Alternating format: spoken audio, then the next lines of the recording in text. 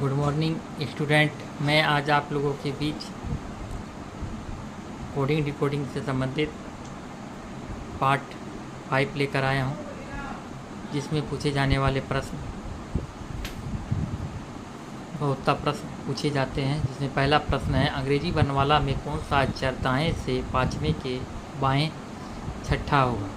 तो यहाँ पे सबसे सर्वप्रथम देखते हैं कि दाएं और बाएं दो अलग अलग चीज़ है। तो दाएं बाएं रहने पर या बाएं दाएं रहने पर दोनों को जोड़ते हैं। तो इसमें दाएं में 5 और बाएं में 6 है। तो 5 और 6 दोनों को जोड़ते हैं। दोनों को जोड़ने के बाद 11 होता है। अब यहाँ बोला गया है कि दाएं से 11वां, यहाँ बोला गया है दाएं से, तो दाएं से 11वां। तो ABCD हम ये करते हैं, लिखते हैं पूरा। तो दाएं से 11वां अक्षर P आता है। ऐसे हम लोग बनाएंगे। तब यदि बायोलॉजिक बनाएंगे इसको, तो दाएं से बाएं में लाने के लिए 27 में से जो संख्या दिया हुआ रहता है उसको घटा देते हैं। तो 27 में से हम दाएं में 11वां दिया गया है, तो उसको हम लोग घटा देते हैं, तो 16 होता है। अब ये बाएं से 16वां अक्षर होगा अंग्रेजी वर्णमाला की।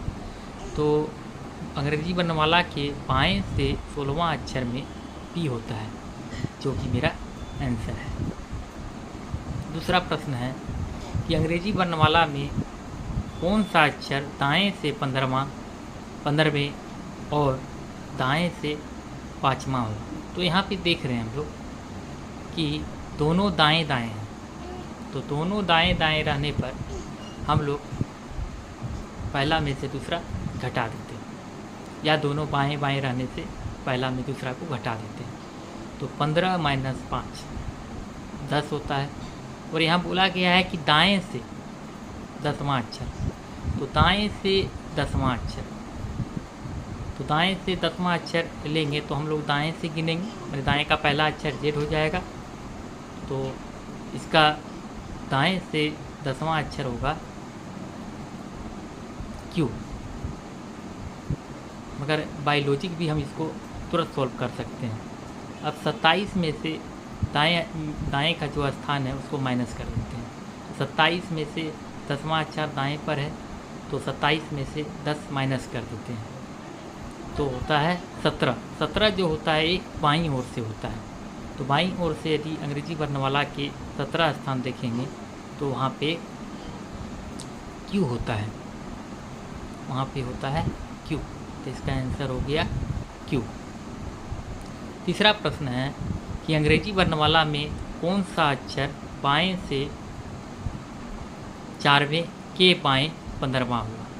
तो यहाँ देख रहे हैं कि दोनों बाएं बाएं हैं, दोनों बाएं बाएं हैं, मगर इसमें देख रहे हैं कि पहला कम है दूसरे से। पहला में 4 है और दूसरा में 15 है। तो क्या करेंगे, इसको थोड़ा सा देखते हैं। तो पहला में है 4 और दूसरा में है 15। तो 15 को 4 में नहीं घटाएंगे, हम घटाएंगे 4 को 15 में। तो 4 को 15 में घटाएं तो कितना हुआ, -11। तो -11 यदि हम बाई प्रैक्टिकली हम इसको बनाएंगे तो -11 बाईं ओर से -11। तो बाईं ओर से -11 हम लोग करेंगे। तो यदि हम A से लेकर Z तक लिखते हैं और पुनः A के बाद Z,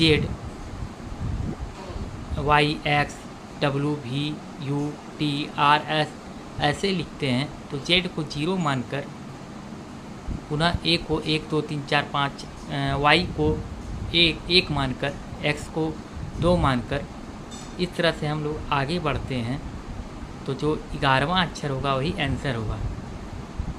परंतु हम यदि ऐसा प्रश्न रहता है तो हम लोग 26 में से जो घटाया हुआ अंक है उसको उसमें माइनस कर देते हैं। तो 26 में 11 को हमने माइनस कर दिया।